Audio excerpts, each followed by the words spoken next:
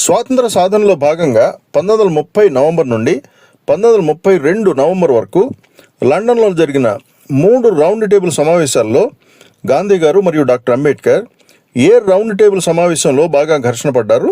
దళితులకు మేలు జరిగే ఒక ముఖ్యమైన విషయం గురించి డాక్టర్ అంబేద్కర్ పట్టుబడితే మహాత్మా గాంధీ ఆ ప్రపోజల్ని తీవ్రంగా వ్యతిరేకించడం వల్ల ఇప్పటికీ దళితులు ఆ నష్టాన్ని భరిస్తున్నారా? ఇంతకీ ఏమిటా ముఖ్యమైన విషయం? ఆ సమావేశంలో డాక్టర్ అంబేద్కర్ వాదన ఫలితంగానే బ్రిటిష్ ప్రభుత్వం కమ్యూనల్ అవార్డుని ప్రకటించిందా? అసలు కమ్యూనల్ అవార్డ్ అంటే ఏమిటి?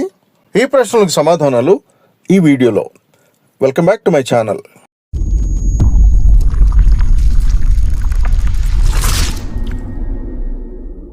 ఈ టాపిక్ని విశ్లేషించే ముందు వ్యూవర్స్కి ఒక ప్రశ్న. డాక్టర్ అంబేద్కర్తో పాటు మొత్తం 3 రౌండ్ టేబుల్ సమావేశాల్లో పాల్గొన్న ఇంకొక వ్యక్తి ఎవరు? ఒకవేళ మీకు ఆన్సర్ తెలిసి ఉంటే మీ మెమరీకి హెడ్స్ ఆఫ్. ఒకవేళ ఆన్సర్ తెలియకపోతే ఈ వీడియో చివరి వరకు చూడండి, ఆన్సర్ తెలుస్తుంది. దండి సత్యాగ్రహం ముమ్మరంగా జరుగుతున్న సమయంలో ప్రతిష్టంభన తొలగించడానికి బ్రిటిష్ ప్రభుత్వం మొదటి రౌండ్ టేబుల్ సమావేశం నిర్వహించింది. కాంగ్రెస్ పార్టీ ఈ సమావేశాన్ని బహిష్కరించింది. డిప్రెస్డ్ క్లాసెస్ అనగా దళితుల తరఫున ఈ సమావేశంలో పాల్గొనడానికి బ్రిటిష్ ప్రభుత్వం డాక్టర్ అంబేద్కర్ని ఆహ్వానించింది. ఈ సమావేశంలో డాక్టర్ అంబేద్కర్ పాల్గొనడం చాలా కీలకం. స్వతంత్ర భారతదేశానికి రాజ్యాంగపరంగా తీసుకోబోయే మార్పులు చేర్పులలో దళితుల తరఫున వారి హక్కుల కోసం గళం విప్పడానికి డాక్టర్ అంబేద్కర్ ముఖ్య భూమిక పోషిస్తారని బ్రిటిష్ ప్రభుత్వానికి తెలుసు. అందుకే ఆయన్ను ఆహ్వానించారు. సమాజంలో ఎన్నో ఏళ్లుగా అణచివేతకు గురైన నిమ్న వర్గాల హక్కుల కోసం డాక్టర్ అంబేద్కర్ అన్ని రౌండ్ టేబుల్ సమావేశాల్లో పాల్గొన్నారు. కానీ మొదటి రౌండ్ టేబుల్ సమావేశం ఎలాంటి ఫలితాన్ని ఇవ్వకుండానే ముగిసింది. 1931 సెప్టెంబర్ 7 నుండి డిసెంబర్ 1 వరకు రెండవ రౌండ్ టేబుల్ సమావేశం జరిగింది. మొదటి రౌండ్ టేబుల్ సమావేశంలో సామాజిక న్యాయం కోసం డాక్టర్ అంబేద్కర్ చేసిన విస్తృత ప్రతిపాదనలు మరియు ఆయన వాగ్దాటి చూపిన ప్రభావంతో ఆయనను రెండవ రౌండ్ టేబుల్ సమావేశాన్ని కూడా బ్రిటిష్ ప్రభుత్వం ఆహ్వానించింది. ఈ సమావేశానికి కాంగ్రెస్ పార్టీ ప్రతినిధిగా మహాత్మా గాంధీ హాజరయ్యారు. గాంధీ గారు పాల్గొన్న ఒకే ఒక రౌండ్ టేబుల్ సమావేశం ఇది. ఈ సమావేశంలో డాక్టర్ అంబేద్కర్ మాట్లాడుతూ సమాజంలో దళితులు ఒక ప్రత్యేక వర్గమని, అనాదిగా కుల వివక్ష వల్ల అణచివేతకు గురయ్యారని, మెజారిటీ హిందువుల మధ్య వారికి వారి హక్కులకు రక్షణ లేదని, అందువల్ల వారికి ప్రత్యేక నియోజకవర్గాలు కేటాయించాలని ఆయన పట్టుబట్టారు.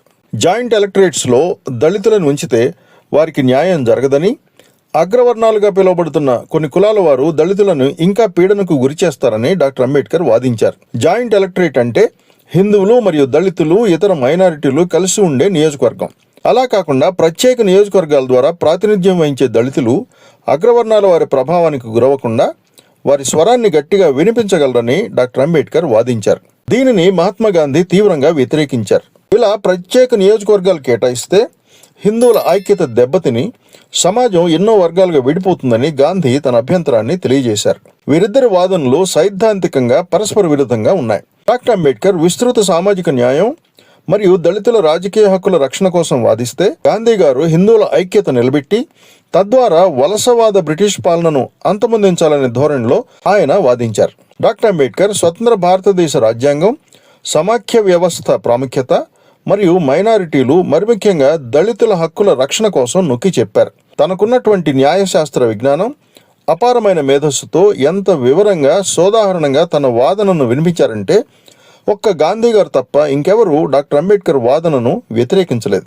ఈ సమావేశం కూడా ఎలాంటి ఫలితాన్ని ఇవ్వకుండానే ముగిసింది.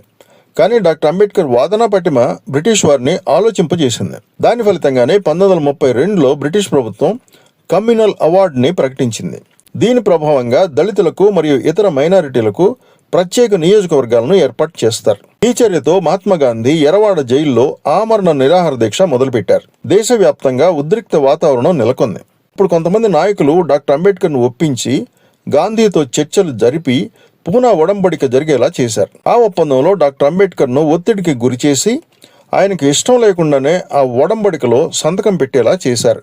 ఆ విధంగా దళితులు మరియు మైనారిటీలు ప్రత్యేక నియోజకవర్గాలను శాశ్వతంగా కోల్పోయి ఆ నష్టాన్ని ఇప్పటికీ అనుభవిస్తున్నారు. పూనా ఒడంబడిక పూర్వాపరాలు, గాంధీ గారి మొండి పట్టుదల, డాక్టర్ అంబేద్కర్ ఎదుర్కొన్న సవాళ్లు, చివరి వరకు పోరాడినప్పటికీ ఏ పరిస్థితుల్లో డాక్టర్ అంబేద్కర్ ఆ ఒడంబడికలో సంతకం చేశారు అనే వివరాలు ఇంకొక వీడియోలో తెలియజేస్తాను.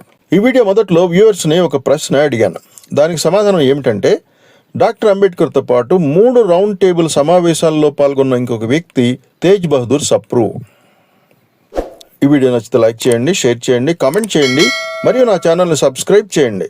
ఇలాంటి మరిన్ని వీడియోల కోసం నా ఛానల్ని చూస్తూనే ఉండండి.